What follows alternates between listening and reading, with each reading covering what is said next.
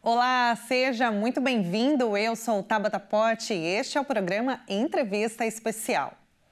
E olha, com mais de 200 milhões de habitantes no Brasil, estima-se que são cerca de 2 milhões de autistas.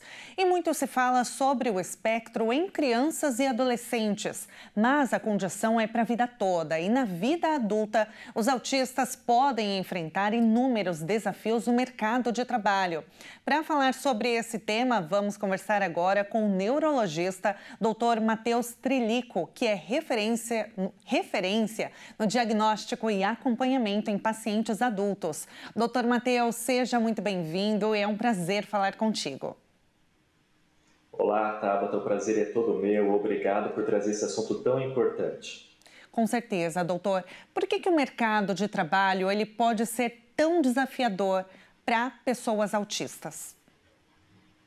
Inúmeros motivos, Tabata. A gente precisa, primeiro compreender o que é o autismo e como ele se manifesta aí na população adulta, já que a gente fala muito de crianças e acabamos esquecendo que essas crianças um dia irão crescer e se tornarão adultos que precisam de inserção no mercado de trabalho para ter a sua vida, né? Conseguir se manter aí no dia a dia. Bom, então quando a gente fala do autismo, a gente está falando de uma condição que nasce com a pessoa e que a base é uma dificuldade de interação social, uma inabilidade social muito importante. E quando eu digo inabilidade social, eu não estou falando só de conversar com as outras pessoas, porque habilidades sociais vão muito além disso. Estou falando também de compreender sentimentos, mensagens subliminares, compreender as intenções das outras pessoas. Então, pensa nessas dificuldades e no mercado de trabalho. Quando a gente fala do trabalho, a gente está falando de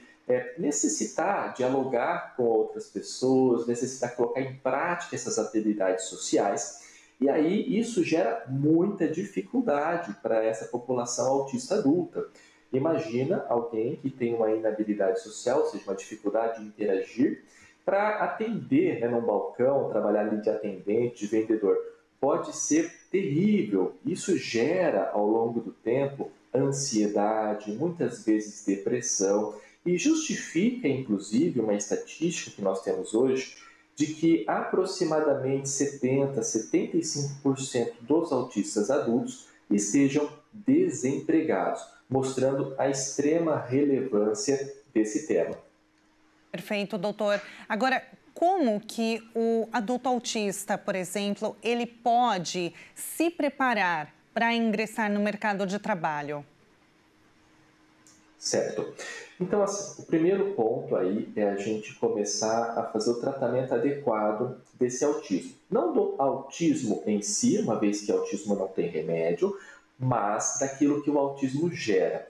Então, isso inclui uma abordagem multidisciplinar, ou seja, vários profissionais atuando em conjunto nesses adultos. Estou falando de médicos, estou falando de psicólogos, terapeutas ocupacionais e outros profissionais que forem necessários. Isso vai ajudar essas pessoas a trabalharem melhor, a desenvolverem essas habilidades sociais e lidarem com situações, nós chamamos de comorbidades, então outras condições, doenças, características que se associam ao autismo e que podem prejudicar a inserção dessa pessoa no ambiente de trabalho. Por exemplo, depressão, ansiedade e outras questões. Quando a gente trabalha tudo isso, fica muito mais fácil para esse adulto autista se inserir nesse mercado de trabalho. Então, não basta ter uma faculdade, não basta ter uma pós, um mestrado, um doutorado, se não tiver uma habilidade e não tiver uma saúde mental, emocional para lidar com o ambiente de trabalho. Então, a inserção, para que ela seja frutífera, para que ela seja realmente proveitosa, ela precisa que essa pessoa esteja bem, esteja em tratamento adequado. E aí, quando esse autista vai se inserir no mercado do trabalho, é fundamental que ele procure por vagas de emprego que condizem com as suas habilidades. Ou seja, se eu tenho muita dificuldade de executar tal tarefa, e essa vaga necessita dessa tarefa, não faz sentido eu me candidatar a ela, já que eu terei muita dificuldade nesse ambiente de trabalho.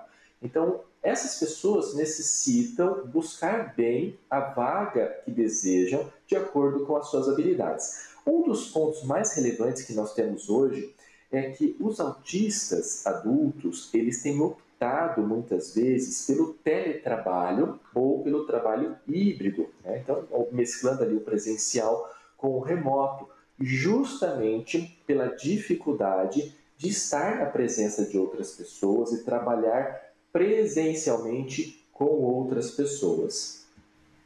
Doutor, você falou sobre como, né? Eu te perguntei como o paciente ele pode se preparar. Perfeito. Agora, como que as empresas elas podem ser mais inclusivas? A gente tá num momento que a inclusão, né, de pessoas com espectro autista, TDAH e outros transtornos, ela tem sido motivo, né, de debates, está mais em pauta. Perfeito, mas a gente percebe que isso ainda está andando a passos muito largos, né? Como que as empresas elas podem acolher melhor esses colaboradores? Perfeito. Então, para a gente conseguir acolher melhor, Tabata, a gente necessita entender quais são as dificuldades dessas pessoas, né? Quando se fala de acolhimento, a gente precisa compreender quais são as dificuldades. E quando a gente fala especificamente dessa população autista adulto, a gente precisa compreender que, além da questão de interação social, nós temos pessoas que são muito objetivas, diretas, literais. Elas vão interpretar de maneira literal aquilo que foi dito. São pessoas com uma dificuldade muito grande com o subliminar, com compreender intenções. São pessoas que são muito detalhistas, prestam atenção a minúcias que os outros habitualmente nem notariam. São pessoas que podem ter dificuldades sensoriais. Então, o ambiente pode gerar muito incômodo, por exemplo, luz, barulho, contato físico, temperatura do ambiente, o olfato, o cheiro desse ambiente, às vezes até do produto de limpeza utilizado ali. Então, as empresas precisam compreender essas nuances, essas características, para conseguir ofertar vagas de trabalho que sejam adequadas a essa população. Uma questão que eu vejo muito aqui é a falta de objetividade na comunicação. Então, o ser humano tem uma tendência a deixar tudo muito subliminar. Isso não funciona para os autistas, seja crianças ou adultos. Então, essas empresas precisam de uma comunicação clara, objetiva, desde o início do processo seletivo até todo o período em que se mantiver o vínculo com esse funcionário. Sejam sempre objetivos, respeitem as questões sensoriais. Então, o ambiente precisa ser calmo, precisa ter uma iluminação adequada, precisa, inclusive, permitir, se for o caso, o uso de alguns instrumentos, como, por exemplo, fones de ouvido, abafadores de ruído, que podem auxiliar essa pessoa na execução do seu trabalho. Conheça as potencialidades desse funcionário, porque se ele é muito detalhista, talvez ele consiga trabalhar bem numa área específica, mas em outra não. Igual a gente comentou, né, a questão da interação social. Se você colocar uma pessoa dessa para interagir o dia inteiro com outras pessoas, pode ser muito difícil.